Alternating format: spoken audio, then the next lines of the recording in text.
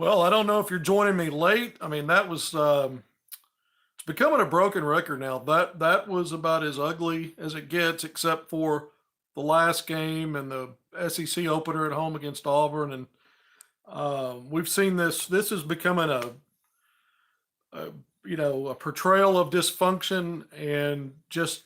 I mean, I don't think I've seen an Arkansas team play this poorly.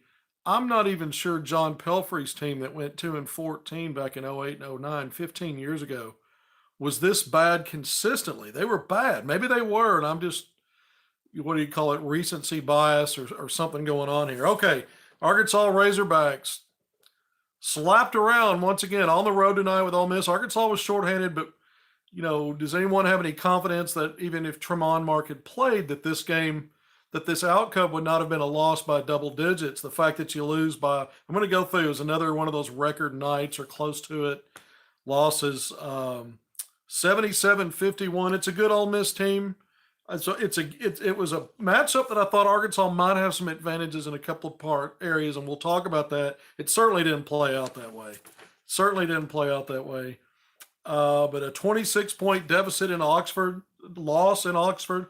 I think the lead was as much as 29 points in this game. But Ole Miss had not beaten Arkansas by as many as 26 points in over a half century. You've got to go back to the 1973 in December, when the Hogs got beat 117-66. So it was even worse then. But that's over 50 years ago, just over 50 years ago. It's not been that bad. Arkansas had a 5-game winning streak in the series, including back-to-back wins at Ole Miss. That's out the window. I mean, we can talk about history and some of these things. This is just a historically bad Arkansas team. By the way, welcome everyone. It's HogvilleNET YouTube Live post-game. If you're joining me, it's 10:30. It's late. It was a late start tonight. At least it tipped off on time, but it was the late game starting at 8 o'clock. It was on ESPNU.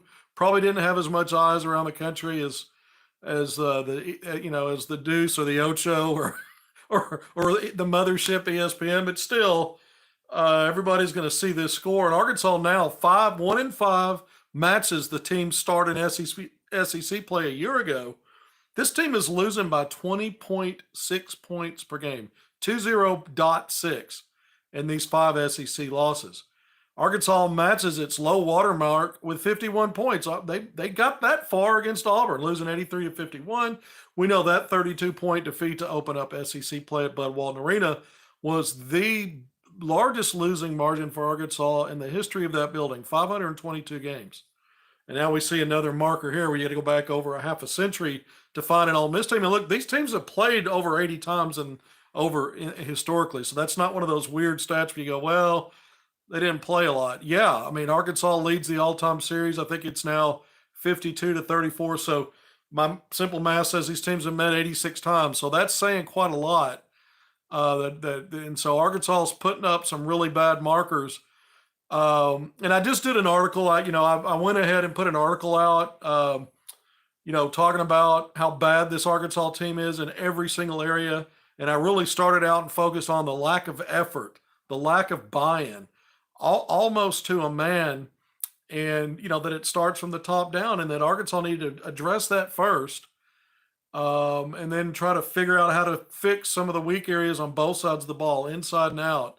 And I left the door cracked. I basically said, the Arkansas's hanging on by just the thinnest of threads here. But because of the previous turnarounds, and because Arkansas has had some decent performances and some wins over, I know you don't want to hear it again, but Purdue, Duke, even A&M's a good team. That's an NCAA tournament projected team. Arkansas just won that game last week. So you're thinking, okay, you'll leave the door cracked. You talk about what might work. And tonight, without Tremont Mark, your leading scorer, this team is just so inept in so many ways. I just don't know how much that would have mattered. In fact, Arkansas shot very poorly from the field. Let's just jump into a stat here. 17-51, only 33%. Arkansas's been in the 30s every game in conference play except one, when the Hogs shot 40% in that loss on the road to Georgia. But of those 17 made field goals, Arkansas actually had 13 assists. So it's a bad stat. It's a misleading stat, except Arkansas a lot of times doesn't even get to double digits assist, or it doesn't even get to 50% assisting on 50% of the made field goals. tonight, you assisted on most of them. Part of that might have been because Mark wasn't on the court. The way he gets his, it's mano a mano or 1-on-5, and he pounds that thing, and there is not as much ball movement. Having said that, Arkansas was just inept. I thought Arkansas turning the ball over early and often really salted this game away kind of early, if you want to look at it that way. 10 quick turnovers, and it was Arkansas 10 to -7 at halftime in the giveaways, -15 in points off turnovers at the break. And Ole Miss was up 12. Arkansas had fallen behind by 15 there in the first half, and had a nice little run. I thought Minifield Battle, who got a start, his first start at Arkansas, I believe, and had been kind of in no man's land. He did lead the Hawks tonight with 11 points on dreadful shooting, but he gave Arkansas a lift in that first half. 7 of his 11 in that first half. Minifield had 7. I thought Blocker came in, had 3 assists, a couple of rebounds, played some good defense. Arkansas stopped turning it over, had some good defensive possessions, 2 or 3 or 4 in a row. We don't see a lot of that. But the Hogs whittled that 15-point deficit down to 6, 29-23. And as we've seen so many times, they just can't sustain quality possessions at either end of the court for very long. And you see Ole Miss have a mini run and push it back out to double digits. Rebels up 12 at halftime. That thing expanded to 51-31 fairly early in the second half. One of those situations was kind of like Florida, kind of like South Carolina, that built a 19-point lead before holding on, winning by 13. So you see these situations where Arkansas, even when there's a run here and there, it's not sustainable.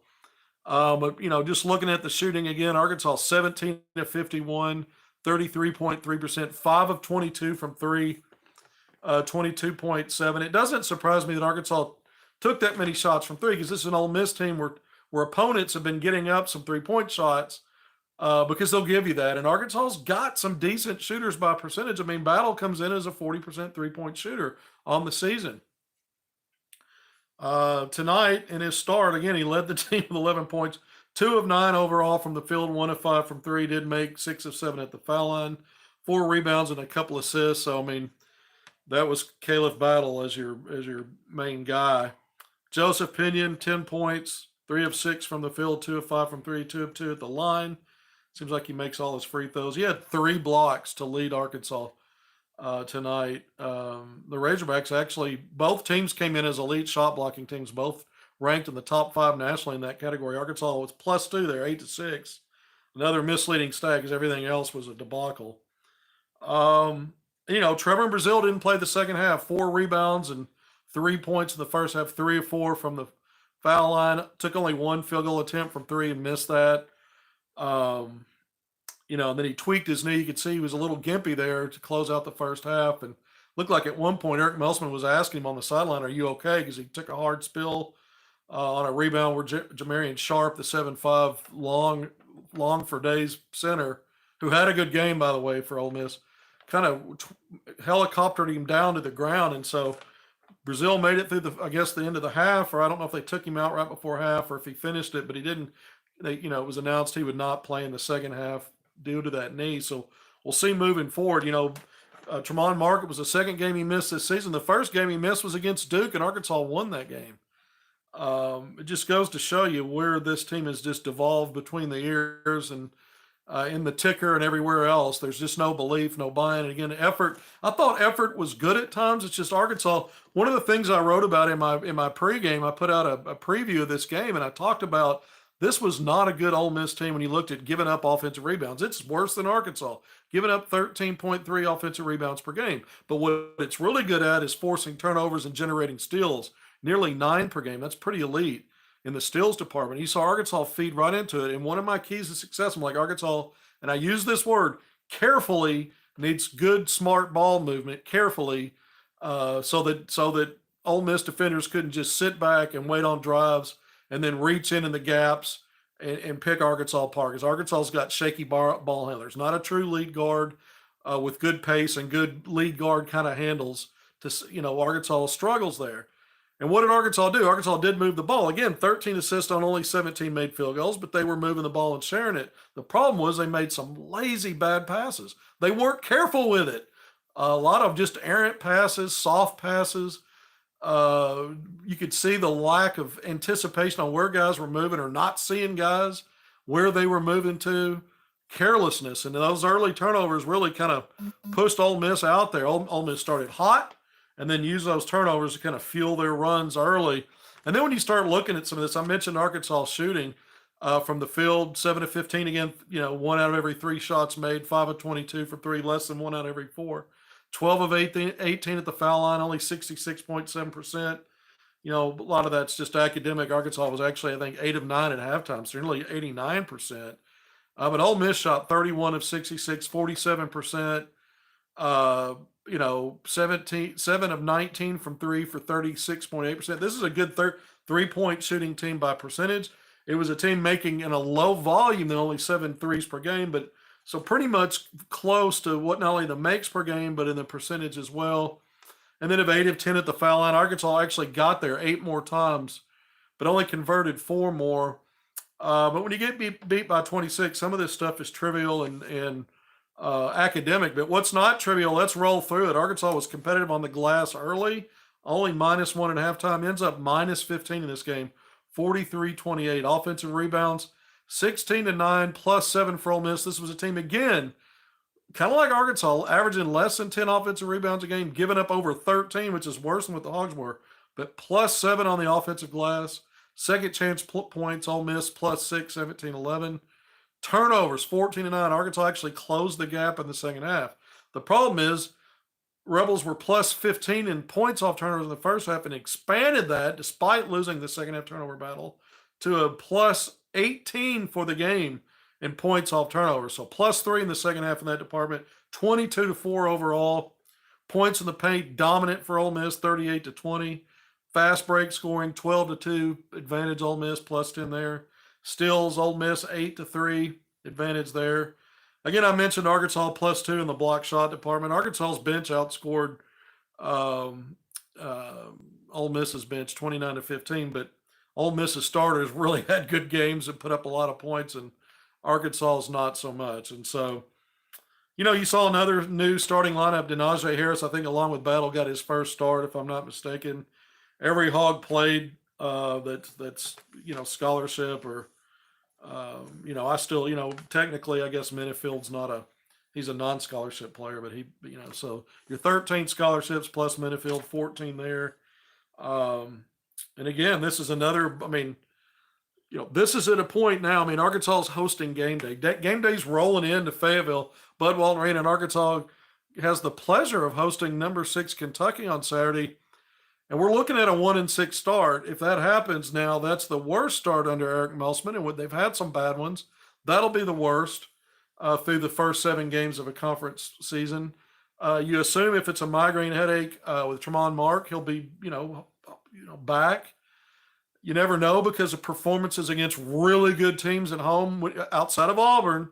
When you go back and look at again Purdue, Duke, and A&M to some degree. I wouldn't put them at that level, but that was a team that's previous ranked, picked second in the conference, had won a couple of games after losing at Arkansas. So I don't know. I don't know if this is an Arkansas team that can bounce back. One of the things I talked about in my last post-game show, and maybe folks scoffed at it, but after that loss to South Carolina, one of the things I talked about is Arkansas had to find a way to, at minimum, split these games this week. Minimum find a way to have any chance of a reclamation project, of some kind of turnaround like the past. I've talked over and over again how I just don't see the pieces there. And the fact that there's so much lack of effort, buy-in, and some of these other things that lead to all this porous problems on both ends, that I just don't think it's a reality. But you leave the door cracked. It's happened in the past with better players and teams, but still, you just never know. And so you leave the door cracked. So we're a Kentucky loss away from the last 11 games following that being must-win every night for any chance at postseason. Again, people are going to laugh at that and go, are you kidding? Why would you talk about that? Because you're going to play the games. You don't tell, as a team, as a program, you don't tell yourself, all right, we're done. You still got to try to figure out a way to do it. And technically speaking, Arkansas, there would still be a path, not a viable path, not one that you for a second would believe in. It'd be like lightning striking twice in the same spot kind of a thing, but there it is. And so we'll see what Arkansas does against Kentucky. The way things are going now, that that could get rather ugly, and then we have another one of these. All right, welcome to HogvilleNet YouTube Live post-game analysis. There's not much to analyze. We went through all the numbers. Arkansas was bad. We can go through some of the player stats. I talked about Battle in his shooting numbers. Minifield had 7 first-half points. He'll finish with 7 points, 3 of 10 from the field, 1 of 3 from 3, a rebound and an assist. I mentioned Brazil, 3 points, 4 rebounds, all in the first half. 3 turnovers, by the way. He was a guilty party there. I mentioned Blocker, his 3 assists and 2 rebounds. He recorded those in the first half. I thought there were times he played good, aggressive defense. There was one time where I thought he did a great job on Matthew Morrell, and Morrell was just bigger, veteran guy, backing down and hit a tough fadeaway shot there in the second half. And it was one of those, or excuse me, in the first half, and it was one of those things where you're like, man, Blocker did his job there, and this guy didn't just beat him down, but he still made a tough shot. But 1 block for Blocker, 3 turnovers in his own right, 0 for 5 shooting, couple of blocks trying to drive at the rim with Sharp in the game. He's going to have to learn how to, he's not, he took a corner 3, got a lot of arc on it. I don't think he's made a 3. If he has, I missed it this year. I don't think he's taken many. I don't think he's made one. He's still got to learn how to score. That's not going to be the primary part of his game as it is, but you want him to be competent and be able to help you with scoring production. But I think he's Arkansas's toughest player. I think with Pinion, I mentioned his points, double figures tonight. And, we saw him most Razorbacks are getting destroyed defensively. He got worked over quite a bit, but he did have 3 blocks. He made a couple of hustle plays in that first half. And again, that last 3 that he hit to close the game, Arkansas needed that just to get to 51 points. So, Jalen Graham, 3 of 3 from the field, 6 points, 2 rebounds, 2 assists. He had a block. Just got worked over defensively. All these frontline guys for Arkansas are just soft. Makai Mitchell, 4 points. He had a 16-footer for Arkansas' second basket in the game after he checked in, and was 2 of 4 from the field. Had 3 rebounds and a couple of assists. Chandler Lawson got the start tonight. It was one of those games, only 2 points. I think he scored Arkansas's first basket of the second half. He also had a steal. He only played 6 minutes. L. Ellis, 2 points, after starting back-to-back games, played off the bench. 1 of 4 from the field, 3 rebounds, an assist, a couple of turnovers. He was one of the shaky guys in the lineup when those turnovers started really. It was kind of rapid fire as Ole Miss started to roll and build a double-digit lead. And then Devo tonight, man. Devo Davis, I saved maybe the worst for last. 0 points, 1 field goal attempt, 1 turnover. It only played 8 minutes.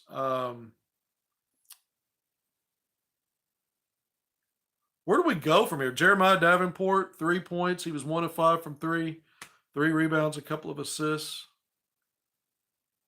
I'm sure I'm leaving somebody out. Denaje Harris scored tonight. I think he made his only shot attempt. And he started. So,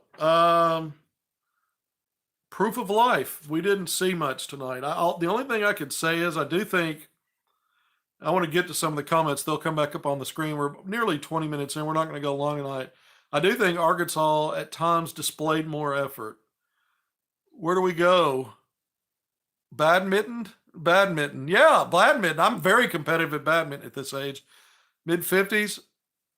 I see no NBA players on this team. That's interesting that someone puts that on there because Trevor Brazile in the last couple of weeks is still getting first-round NBA draft projections.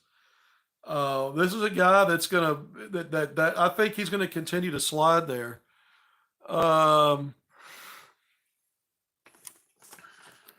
Where would we play badminton, by the way? Is that one of those things where I know everybody's into this other thing. What's it called? I don't even know what they call it. I don't care about it. I think Muss has had it with Devo.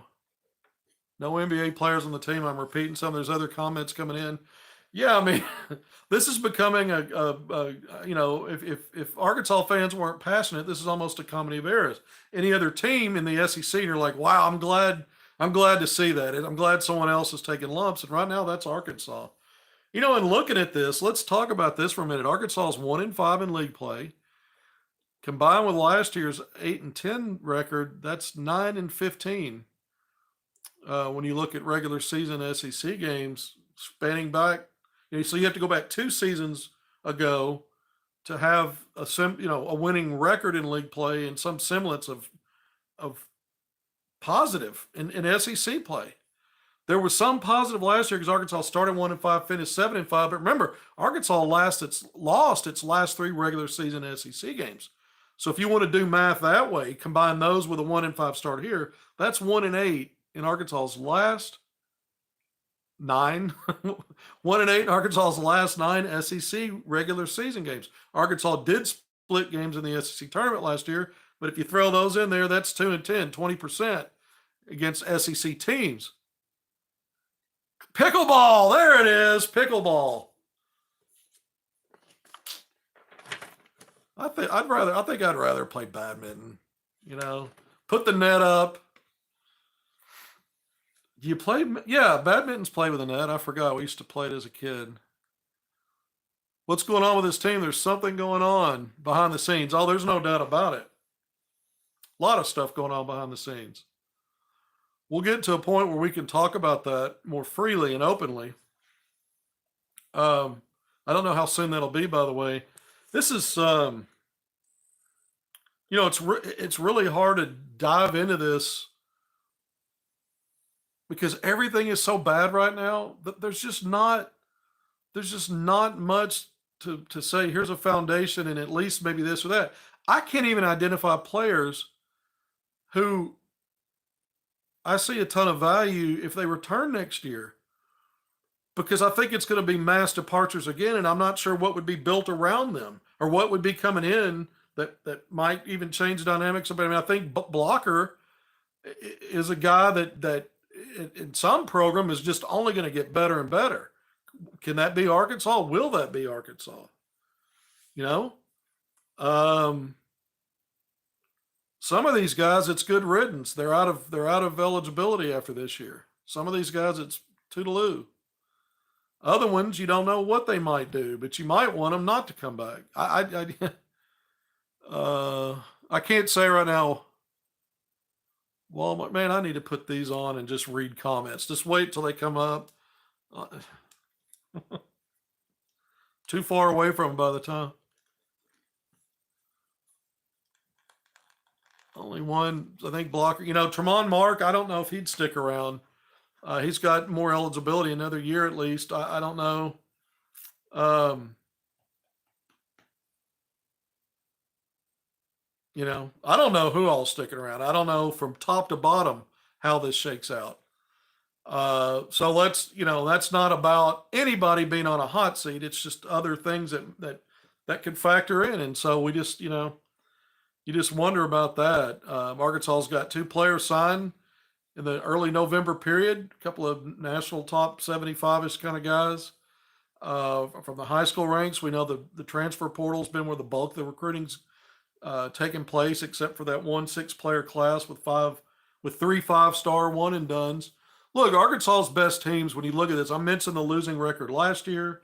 Arkansas had 3 pros, one of them, three pros that would be drafted. Ricky Council IV, a 4th pro, who was not drafted but on a 2-way contract and now seeing a little bit of run, not meaningful run, but mop-up run in the NBA games. This team doesn't have that. And Trevor Brazile thought to be, this guy was projected first team All-SEC. He's on Watt's list for Player of the Year. Eric Musselman said last year he was a top 5 player in the SEC.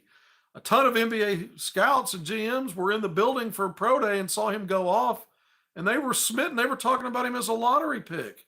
Just based on that, if he continued to progress and show that kind of a thing. He had good games, 19, 11, and 2 against Duke in that win with no Tremont Mark. He had, 15 points and pretty much matched Zach Edey in that exhibition game win against Purdue. He's got 3 double-doubles this year before he tweaked the ankle. Even though he still at that point and doing some of these things didn't look as good as he did through 8 games last year. You still had this feeling that he was coming on, and man, he's persona non grata. Devo Davis, your other All-SEC preseason pick, a ghost. I don't even know if a ghost. I mean, I don't even know if that's a fair assessment to the ghost for either of those guys. I mean, Tremont Mark's been a reliable scorer, other than maybe a handful of games where he's getting some rebounds and doing some other stuff. He's been kind of invisible in the other facets of the game. He's not been a strong defender. He's a guy just like the rest of the guards, just gets driven down or out of position or gambles and loses and assignment integrity. One of the things I talked about tonight defensively is Arkansas needed to find some kind of a way, because this is a good assist team, and stay in front of their guys, not gamble, and find a way to defend the 3-point line. Well, Ole Miss got what it averages from three, but you're trying to find a starting block, some place where Arkansas needed to get on the glass, close out defensive possessions against another poor offensive rebounding team, and Ole Miss dominated in a matchup of poor rebounding teams. When you look at it, defending, closing out with defensive rebounds, and then not getting a ton of offensive rebounds on your own possessions, and so Ole Miss won all of that. Morrell with his 18 points, 4 rebounds. The two Murrays, Brandon Murray, a lot of Hog fans are familiar with because he was at LSU, Georgetown. But the transfer from St. Peter's, 21 points tonight, and was effective. Brakefield, nice game for him, 11 points, 4 rebounds, 3 assists. Flanagan, the Little Rock native, transfer from Auburn, double-double tonight, 10 points, 11 rebounds, 3 assists. Sharp, the 7'5" center, the transfer was at Western Kentucky. I'm trying to remember where he transferred in from. It was a mid-major. 9 points and 5 rebounds. Had some blocks in there. He didn't miss a field goal. But yeah, this was just like all these other teams that Arkansas faces now. You see cohesion, you see talent, you see, no teams are perfect, but you're seeing a lot of good basketball, and Arkansas is not one of the teams playing it. You know what Arkansas is right now in the SEC? It's a bad loss if it could figure out a way to win. When you look at the resume, Arkansas is one of those teams you circle and say, okay, that's a bad loss for our resume. We got to take care of business. It's been pretty easy to do. Seems maybe the fancy hair and nails aren't, well, let's personal comments about Devo's personal choices with that stuff. I'm not interested in getting into. I am very much puzzled about what's happened with him and Brazil and so many of these guys. I was talking about Mark, and I understand he had a migraine today, and I'm not judging that. I'm saying really outside of scoring consistently and efficiently, which is probably the only one thing you could point to and say there's something consistently good.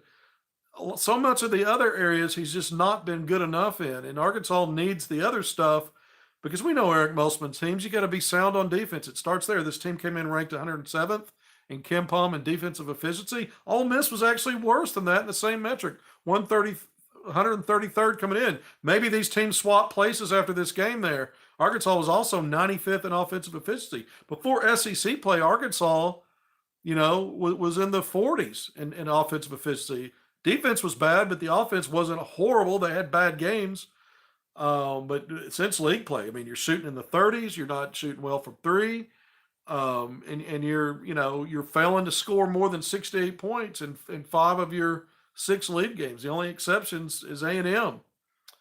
And that was honestly a matchup against a team that had one of its best players out, Henry Coleman III, a big. That could have been a different outcome, because Arkansas got cooked in that game in the hustle plays. That could have been even worse, and you win by a point. So I don't know where Arkansas goes from here. You're not going to resign. You're not going to forfeit.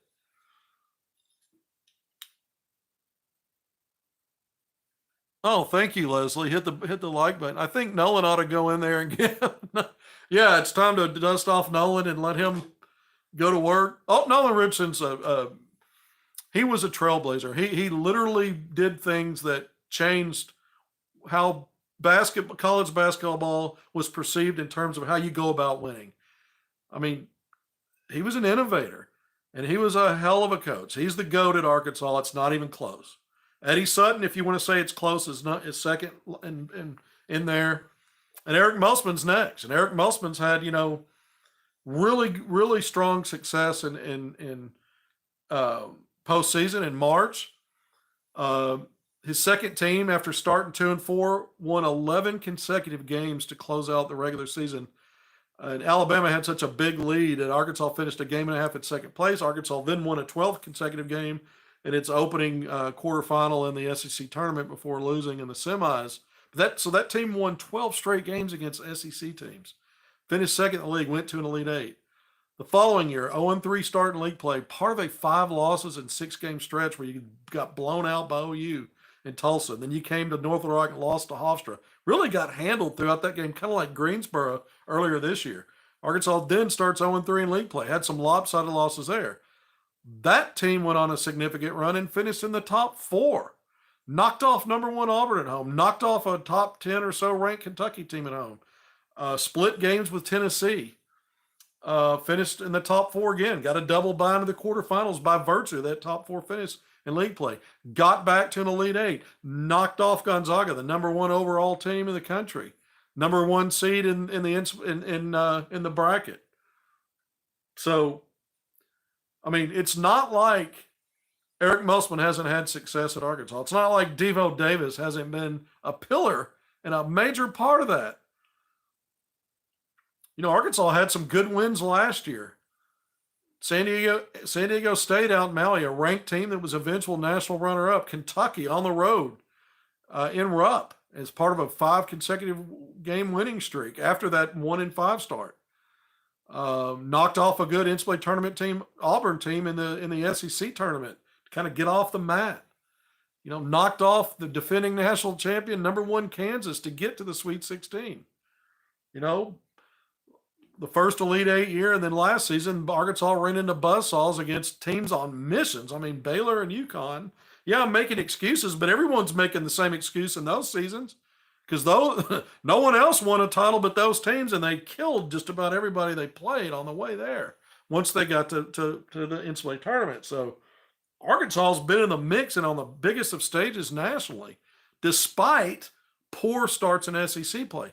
This Arkansas team does not have that kind of resume anywhere other than the Duke win. I do keep bringing up Purdue, but that game doesn't count. All it counts for is understanding that the pieces were here to be a good team, and somehow they're shot. They're shot out of a cannon. They're gone. It blew up. But 3 losses in 4 games in November. Arkansas had never lost 2 games in non-conference play under Musselman. But 3 losses in November. You get destroyed. The scoreboard said only 9 points against OU in Tulsa, but that was a debacle. You did win 5 out of 6. Duke, then Furman, then the lost OU, and then you rattle off 3 more wins leading into league play, and you thought, okay, maybe they're figuring some stuff out. You got Keon Minifield. He had a big explosive game in that win over Wilmington. Arkansas gets to 106 points. The offense is playing better. Defense still some problems, hustle play issues. You thought, well, Arkansas, might get out of the gates better in SEC play than normal. They might struggle or be up and down. Same old, except things seem to be devolving. They seem to be getting worse. Not just what the record says. I think it's even worse. You say you are what your record says you are. I'm not sure Arkansas is not even worse than what its record says. They're 10-9 overall, 1-5 in league play. I'm not sure this can't get even worse. I mean, this could be an overall losing season. When you look at the overall record, not just league play, this could be a colossally bad league result.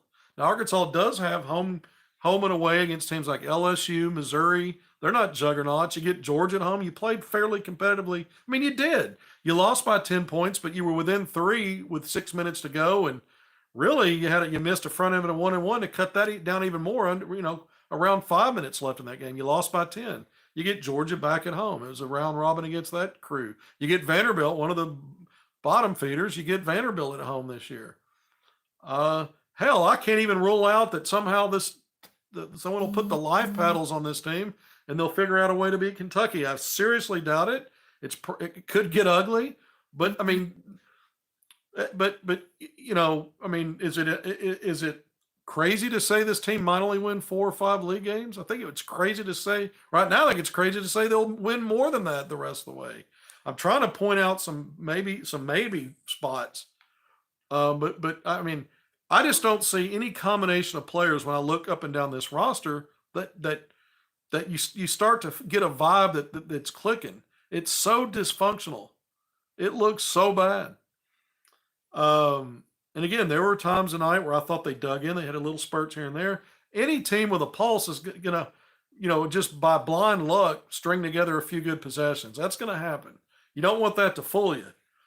And this team, I mean, it's just again, whether you use the word effort, lack of playing hard, lack of effort, lack of buy-in, lack of focus, lack of attention to detail, lack of communication, lack of high floor IQ, and different combinations of guys just seeming to be.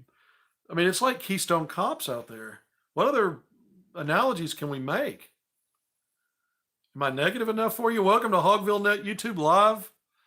Someone putting on here, Musselman needs to go. Well, now, I just kind of went through some of it. This guy's won a ton of big games here.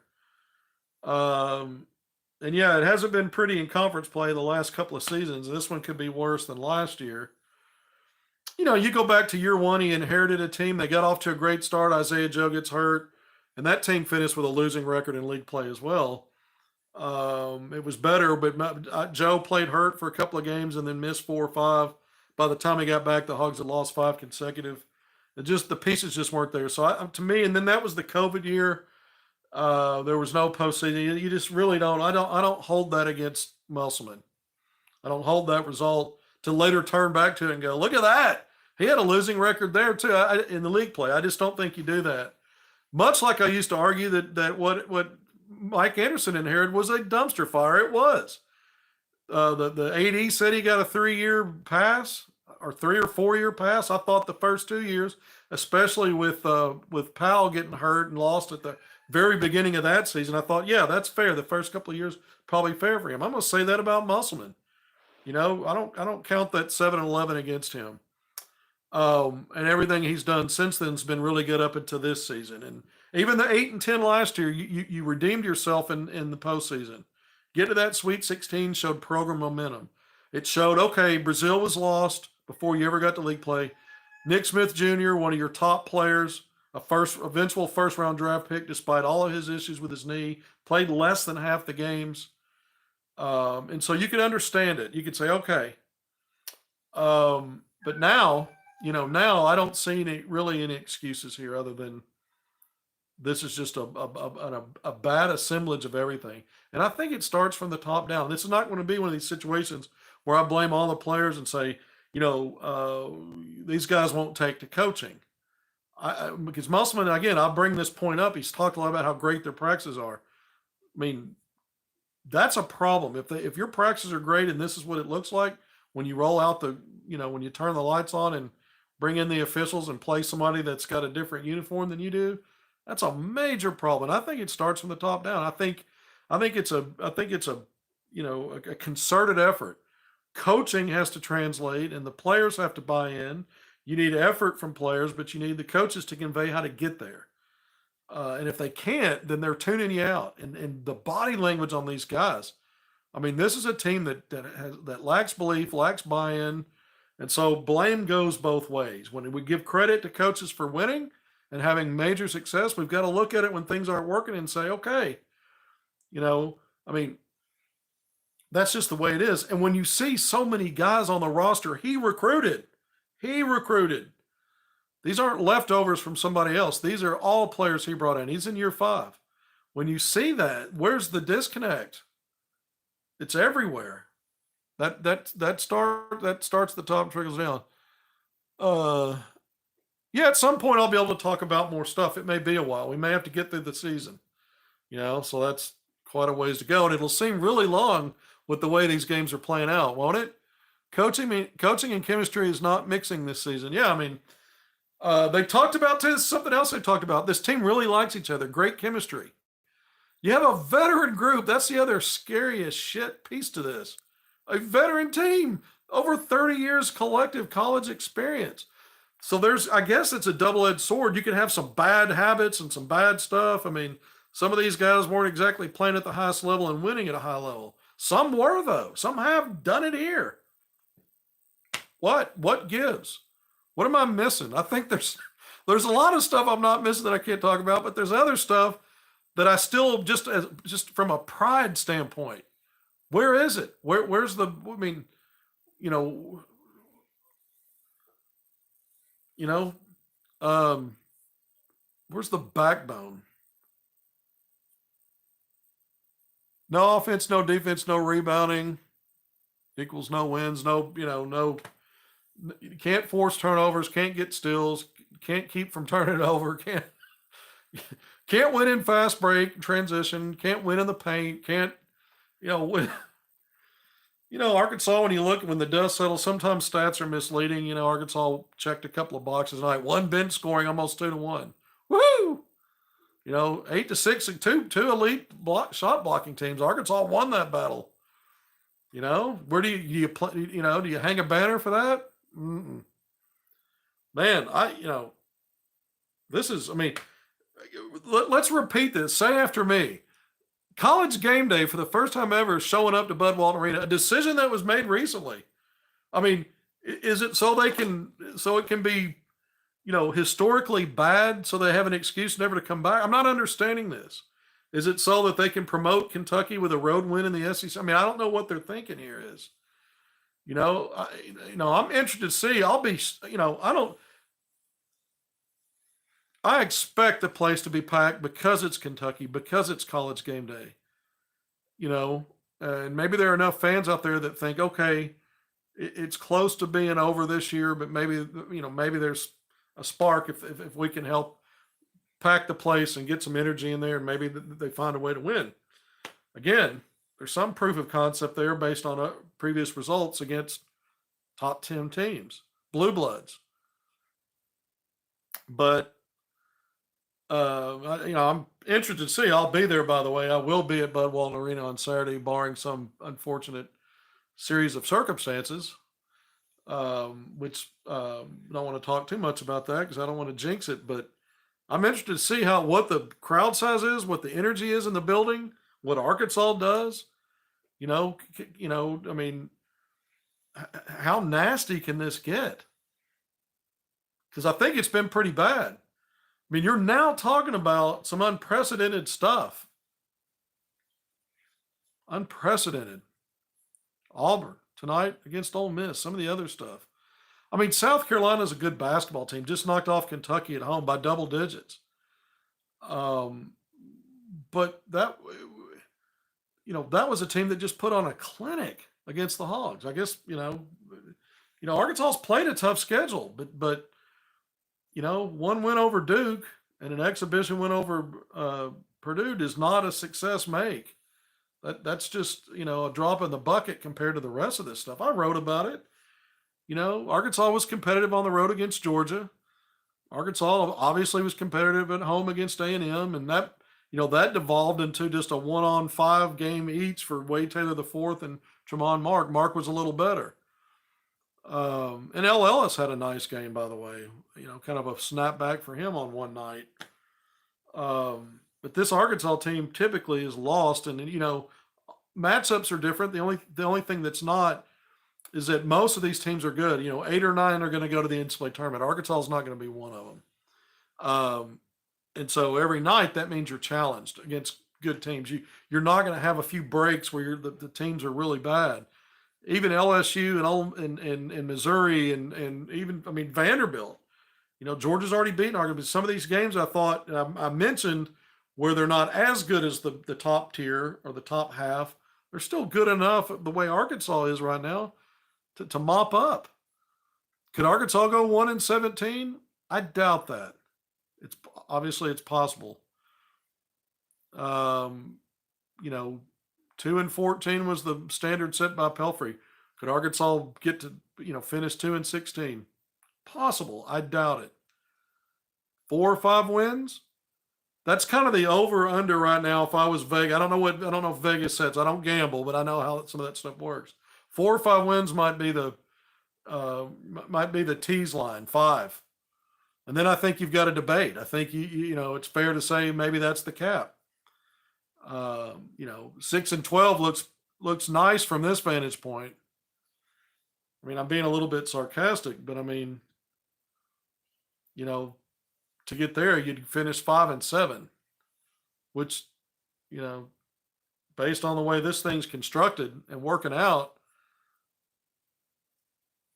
I mean, I'm sitting here, I'm running through my mind what has to happen, and too much is wrong on both sides of the ball, inside and out, and then the mental stuff, just the lack of just bad habits, and Musselman's such a stickler for detail. He's such an attention to detail kind of guy, and he demands a lot. Um, and he's not bashful when he does get down to his top 7 or 8 rotation. He sticks to it. Nowhere near it. Nowhere near it. 19 games in, basically 2/3 of the way into your season. Yeah, this thing is taking on water fast. So I guess now the new saying is Eric Musselman would have hit that iceberg too, because he has. I don't know. I'm trying to make jokes now. We lack a true big man. Yeah, Arkansas lacks a lot of things. Arkansas lacks a true lead guard, a pace setter, someone that can lead the team. Arkansas lacks quality defenders on the perimeter and on the front line. Devo Davis and Tremont Mark were thought to be the two guys in the backcourt, especially the winning pedigrees and being part of defensive-minded programs under Kelvin Sampson and Eric Musselman. So much for that.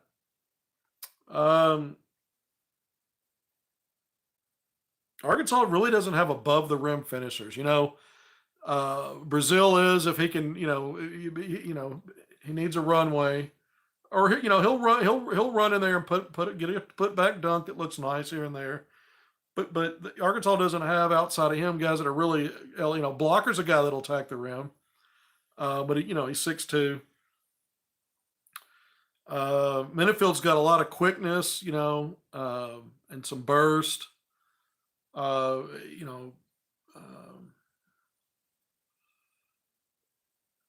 Dare I say, most of these guys have not sniffed at Arkansas what they were somewhere else. I mean, Graham was a second team All Pac-12 guy a couple of years ago. He's a fringe, maybe he's top 7, top 8 rotation guy, maybe not. Usually not at Arkansas. Minifield had a 32-point game. He's been in double figures a couple other times. There's growth possibilities there for him. He and Blocker are two guys that I'd like, you'd like to think will be a part of the program moving forward. I like both of them. Outside of things falling apart, I'm not sure Pinion gets enough opportunities, but I don't know how much of a needle mover he is, because I think, like everybody else defensively, there's major problems there. Same with Minifield. Defensively, he needs growth. He's very light, and instinctually, is not a guy that seems locked in and focused on that end of the court to me. Am I nitpicking? Or am I being fair? We're approaching 50 minutes. I said I wasn't going to go long tonight, and then I just decided to have my usual diarrhea of the mouth and just say whatever I want to say. Just ready for this team to wreck the season, finish this. Baseball, Diamond Hogs. Yeah. I saw a funny meme that came out the other day, and I retweeted it, where there's a Razorback basketball fan praying at the altar of the Musselman bobblehead outside Bud Walton Arena, and then there's flashing baseball stuff teasing the upcoming season, the number one recruit, all these different positives about the baseball team, and he keeps looking away to look at that, and he's initially blows it off, and then he's convinced pretty quickly it's time to focus on baseball. So I thought that was kind of funny.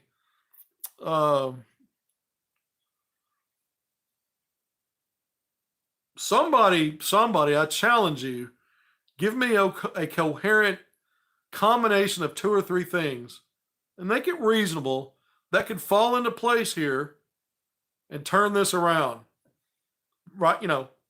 Reasonably soon.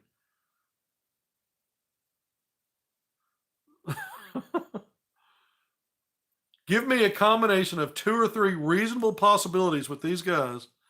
I don't want Muss to be fired or leave, but it's his fault because he signed these trainers. Muss missed this time. Yeah, again, people are going to scoff at the idea. I mean, I had written that getting Devo to come back and Brazil to stick around were like 5-star recruiting wins in the offseason. And I had someone recently scoff at that or remind me that they scoffed at it before, but it's easy to say that now. Devo was an all-league guy last year, all defensive team. He was a hero in the win over Kansas. He averaged double-figure scoring. He had a career-high three-point shooting efficiency. He was Arkansas's best three-point shooter among the rotation players. He was preseason All-SEC second team. He's been arguably one of the top 5 to 10 players in Arkansas basketball history in terms of postseason success and what his contributions were to those. Of course, that's like a 5-star win. There are 5-star high school recruits that don't ever make all league. There are ones that are one and dones, but you also have some. It's still a bit of a roll of the dice. It's not a proven quantity. That was the point. Trevor in Brazil, Musselman called him top 5 in SEC players last year. He was a strong player before he got hurt. He wrecked San Diego State, 29 and 2 blocks in that win over in Maui, that overtime win. He blew up on Pro Day. The pro scouts were drooling all over him. He was all SEC preseason first team pick. He's still on draft boards. That's a 5-star recruiting win. Retention is a part of recruiting. Retention's a part of recruiting. It's portal, it's high school, and then the 3-headed prong is retention, because retention's part of the portal. Either you're keeping them or you're not. Musselman's done a great job of sending guys off and getting him into the portal the ones he doesn't have plans for. It's better off for them to go where they can play, and it's better off for him to make room for guys he wants. But the guys he wants, he's also done a great job in retention. The 3 one-and-dones and the 5-stars, you don't count those because that's part of building your program too. You're trying to have one-and-dones. You're glad you had Moses Moody in the 1 year you had him. The best one-and-done in Arkansas, in my opinion, by the way, based on what he did at Arkansas while he was there and, going in the lottery. But you had 3 strong ones last year. And a Ricky Council, who was effectively a one-and-done at Arkansas coming out of the portal and gets to the pros. All these are things that give you cachet. But, of course, Devo Davis and Brazil were that retention, getting those guys back, is part of what your roster is going to look like the next season. That's part of recruiting now. It's NIL. Is someone outbidding you? Is someone upset they got hurt and looking for somewhere else to go? I mean, you just never know what it is. Are there people in the pros saying, leave Arkansas now despite the knee injury? Come on. I mean, you've got all kinds of stuff going on because of the projections for Brazil moving forward at that time and even currently, despite how bad it's looked with him. So, yeah, those were 5-star recruiting wins. I think Musselman really ran out in the portal and got 5 guards, and all of these guys have talent.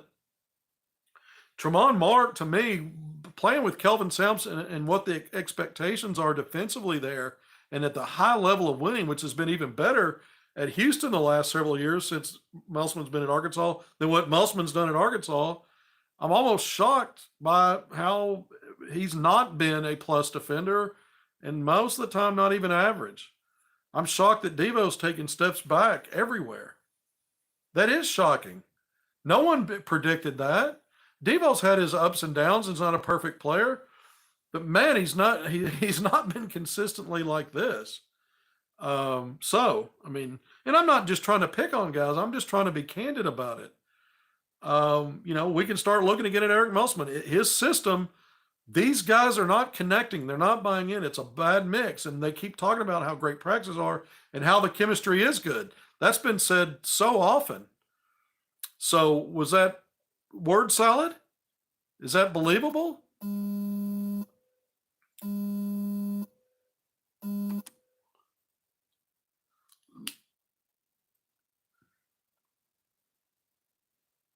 Arkansas is done recruiting big men for the 2024 class. Someone's asked me about big men in high school. So when you're looking at the next recruiting cycle, Arkansas didn't do that. Jalen Shelley, 6'7", 6'8", more of a 3-4, probably more of a 3. I think he'll be able to defend multiple positions. He'll be able to work in as a small ball 4. Musselman doesn't like to play true freshmen. He has with the guys that were projected as first round picks. And those are the kind of guys you've got to get on the court. You've got to have a balance of that level of talent. The problem is the last 2 recruiting cycles, he hasn't gotten that caliber of guy. And most of the guys he gets now, I mean, Bayfall was a McDonald's All-American, but he slid outside, that top, to the bottom near the 30th ranking, and has no projections despite being a McDonald's All-American, Nike Hoop Summit guy. Some of these other things he did, he's not projected as a one and done. And you see, he and Denaje Harris are in a competition for last man off the bench. Corliss has a son that's in high school. Corliss Williamson Jr. is a 6'2", 6'3" guard. His Creed Williamson's a freshman at 6'8" forward that's at Little Rock Trojans. So he, and I mean, I don't think Arkansas is going to be looking at bringing him. I don't know. He's with the Trojans right now, and that's not I don't think that'd be necessarily a consideration. But since you brought Corliss up, I responded to that. They don't grow on trees, right? Look, I mean, Arkansas needs a lot. One of the things I was talking about that could help Arkansas, where there's a lot of dribbling, a lot of over dribbling on offense, a lot of hunting for, mano a mano basket. The ball moved a little better tonight. But with the big men, Arkansas does a lot of methodical two-man game where the bigs have shallow rolls. Sometimes they roll all the way. Sometimes they have a shallow pop. And they try to get passes off of some of that with cutters. And they don't cut well. They don't curl well. And sometimes the passes just aren't there. Even a guy like Mekhi Mitchell's been good in that way. Sometimes Lawson was. I thought Lawson was good in the first half against A&M of distributing from that middle free throw line extended out and down. But even more than that, because Brazile can finish above the rim and because some of these guys have length, Graham's got good hops. He's light in the britches, but he's got good hops. He'll finish above the rim. And one of the things I wrote was maybe some ghost or slip screens where they don't actually set that methodical, clunky, poorly timed two-man and actually just slip it and go hard and maybe get some more lobs. We did see a lob or two tonight. And maybe just try to get guys moving, get them to move more by getting them to move quicker or sooner. Just different things. But I don't have any formula from looking at this mess, any player combo. There's just not much there to build from. That's why I was saying I challenge anyone to come up with a plan, something right now, 2 or 3 things to build on. And, if you want to make jokes out of that, you can. But, I mean, just something, feasibly speaking, what is there? It's just it's a train wreck. And it's snowballing. I mean, it's Duke and A&M feel like blips on the journey, on the collapse. All right, we're almost an hour. I am going to sign off. It's 11:30. It's not quite my bedtime yet. I've got bad habits, folks. All right, I appreciate all of you for joining me, sticking it out. More off-ball screens. That was something else I put in the piece. Slip screens, ghost screens, off ball, get guys moving. If you don't have guys instinctively cutting on their own, if your offensive design forces them to go set a pick for somebody and to continue to move off the ball, you're not just limited to a little action that's on the ball where teams can just sit down on that because they've seen film on you and how you're not very good and coordinated with it. Maybe getting guys to do multiple things off the ball, would help in that matter. That's one idea. It's just not something that Musselman does. Musselman, over the years when he's played, 5, 6, 7 guys and people clamor for more, even when they've had some bad spots, he sticks to his knitting. He does what works for him, and it's paid off. I think he continues to try to do that, although he's not been able to keep his rotations tight. But from a standpoint of how much he wants to do, he has talked about they've changed some things up and done some things differently, not only in their methodologies in practice, how they travel on the road, schedules, things like that, but also some different wrinkles. There's been a little bit of zone defense, but nothing's working. I mean, there's just not enough of a collection of positives to build around to this point. I don't know when that resolves or gets. They're just bad. Watch South Carolina's offense. It's pretty. Yeah, it was really good. A lot of good ball movement, and even their best scorers not looking for theirs. They weren't hunting for shots. They were concerned about passing up shots for better shots and best shots. And then they had guys that could deliver on that. All right, I am an hour in. I said I was saying goodbye, and I didn't. Signing off now. HogvilleNet YouTube Live postgame analysis. Arkansas goes down in flames, 77-51 at Ole Miss. 1-5 start matches last year's poor start in league play through the first 6 games. And college game days coming to Fayetteville just in time to see what's in store next. Arkansas versus number 6 Kentucky. We'll see what happens. But until then, and we'll have a post game and a pregame, by the way. I'm going to get back to doing a pregame that Saturday for what it's worth, maybe going through the motions myself a little bit. We're going to have a post game live from Bud Walton Arena. But until then, I'll see you then.